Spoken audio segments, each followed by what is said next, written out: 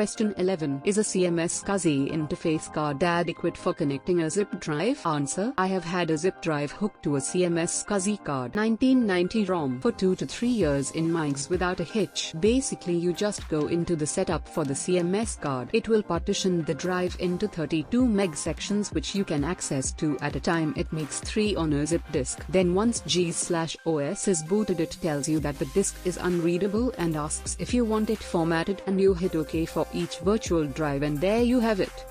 Question 12. What about a parallel port zip drive? Answer. This is theoretically possible but would require a very expensive amount of work. Your best bet is to get a SCSI zip drive and connect that to an Apple II SCSI card and use that. Here's a rundown on the problems with a parallel zip drive. Such a connection requires a bidirectional two-way communication parallel card. 95+% of all Apple II parallel cards are unidirectional and won't work, except for the rather rare Apple Profile Controller card. Question 13. How do I send a file or folder to a disk? Answer. If you are copying a file or folder to a floppy disk or zip drive, insert the disk/zip disk in the drive. Sending a file or folder to a disk sends a copy. The original file or folder remains in the original location. Question 14. Do I need a driver for zip drive under Windows 95? Answer. There is no driver needed for zip drive. Just install the zip drive and during posting, the system should detect iOmega zip drive automatically and same under Windows 95. But there is a zip application iOmega Tools to make use of the full functionality of zip drive. Windows NT 4.0 doesn't support power management, so it is not recommended to use the Soweto disk or Soweto RAM feature.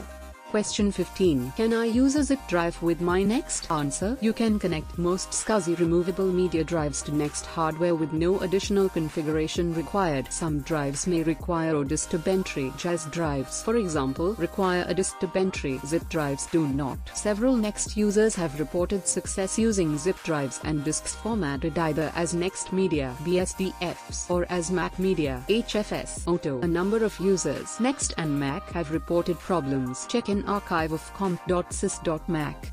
Question 16. How do I install a zip drive? Answer. The main zip installation step is plugging it in. The drive uses DB25 connectors and so most likely the cable will plug directly into your interface card with no need for an adapter. In case you need an adapter for an older 50-pin plug, these can be obtained from Altec. If you already have other SCSI devices, the one currently plugged into the interface can plug into the zip, or the zip can be plugged into a hard disk, CD-ROM, etc. at any point in the chain of SCSI devices.